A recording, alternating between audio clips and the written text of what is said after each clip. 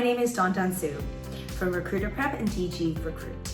I'm excited to share with you 5 things you need to thrive and succeed as a powerful woman. The first thing you need is an independent mind. It's too easy to be told by society, parents, peers, authority figures, pretty much anybody what to do every single minute of your life and day through childhood to now and until you're in your late old age. Society and everyone will always have something to say about you. So the first thing is to come up with your own ideas and think on your own 2 feet, whether that means tapping into your intuition, trusting yourself, questioning every single thing that anyone has ever told you to do, and realizing why. Why is this person motivated to tell me to do X, Y, and Z? What's in it for them, and where is that coming from? Having that independent mind will give you the clarity you need to find the path that works for you to set yourself up as a powerful woman. For me, that was saying no to all the stereotypical jobs that my parents wanted me to do, being that they were highly educated immigrants from China. They wanted me to pursue the classic lawyer, doctor, scientist, CPA, finance analyst, technologist route.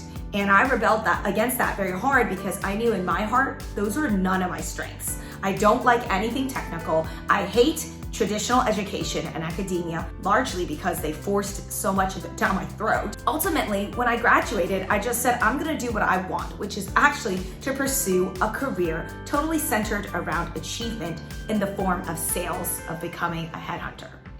A headhunter is a sales job which allows you to profit off of every single placement you make for your clients and your candidates.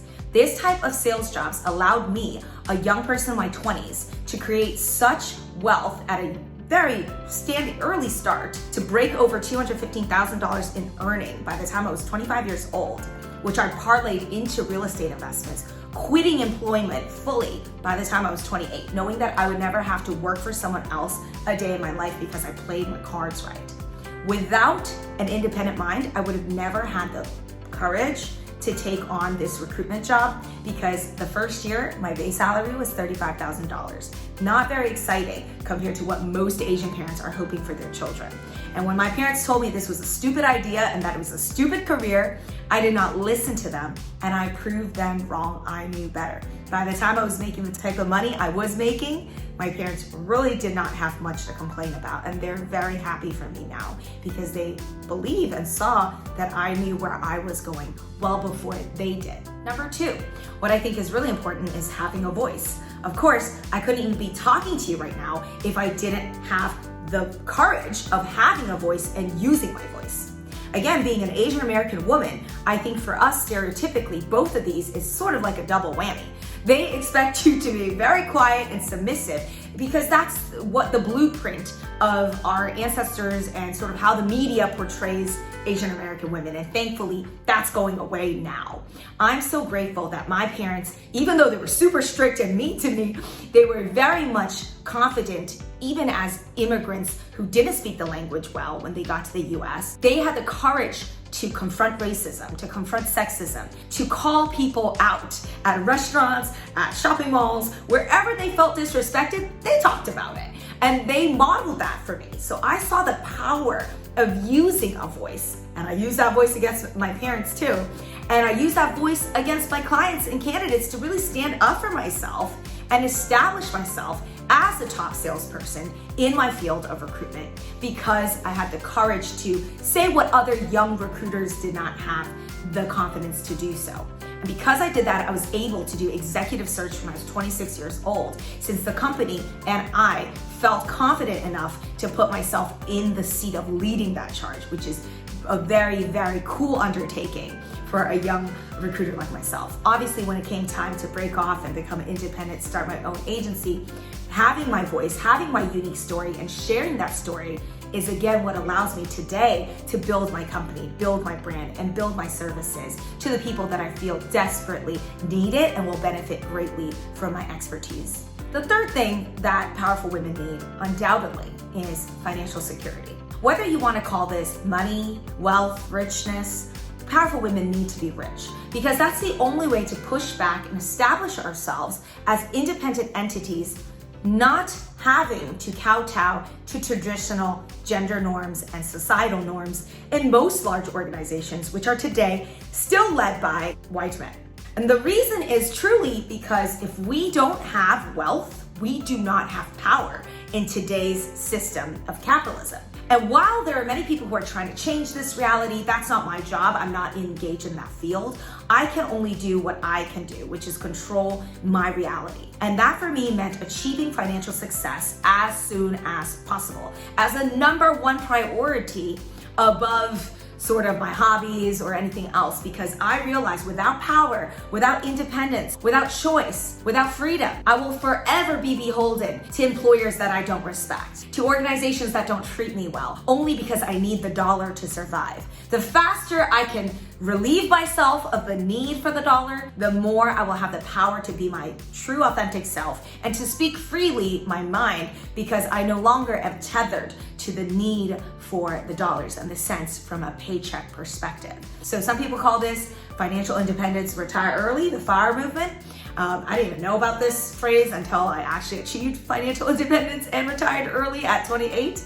But I think it's a powerful goal. And if you can reach it, you can be one of many people who now can just do what you want, unleash your full power within, without having to worry about the special interest groups or the politics of what you're saying and how you're saying it. Number 4, become a creator. Once you have enough power through financial independence, once you have your voice, once you have independent mind and the ability to talk about what's in that mind, you can create and influence others. Help people see the awesome stuff going on in your head, the amazing thoughts you have, the so interesting stories that you have gathered over the years. There's a wealth of information in your brain that you can share with other people through products, through side hustles, through courses, through books, through blogs, through videos, whatever have you. There are so many side hustles that you can create on top of your main hustle.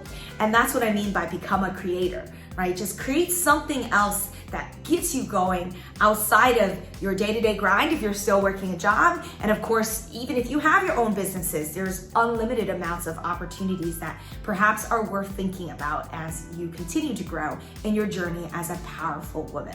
The last thing, and I'd say the most important thing that has changed my life, has been finding a partner who truly enjoys being with a powerful woman. I have dated a lot of men who dealt with me being a powerful woman. They did not like it. Even though they enjoyed the funness of not needing to pay for my stuff all the time, having a lot of interesting stories from my life because I'm working a high-powered job and I have so many amazing experiences with executives and senior leaders, but they didn't really respect me the same way that I wanted to be respected. Again, this goes back to my double whammy of being a woman and an Asian. They expected me to be so much more deferential to them and that I would somehow cook and clean at home when honestly, I don't mind doing that, but not when it's put on me like it's my duty, right? There's a whole sort of like psychological element to that. Right? Like, I don't mind caring for my partner. I'm a caring, loving person, and I love to have fun and be generous with my time, money, and effort. But not when it's expected of me, and not when people tell me what to wear, how to dress, how much makeup to put on. As you can see in this video, I'm actually not wearing any makeup beyond just sunscreen. So I don't like it when people enjoy the benefits of being with a powerful woman, from the sense that, again, you no longer have to take care of us and we are fun to be around.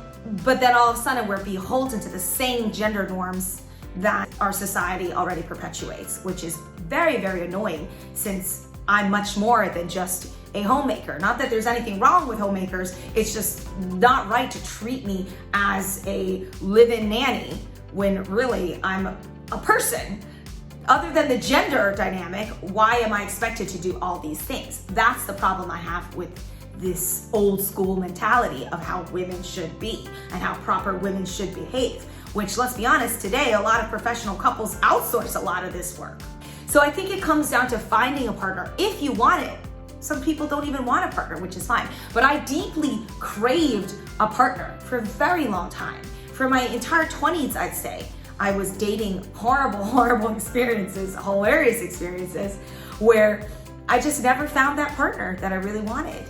So at the end, during COVID, I met my current fiance, and I'm just really grateful that I found someone who finally is a genuine, proud feminist and will say it and will live those values, is empathetic to a level that I just can never aspire, can't even imagine myself being.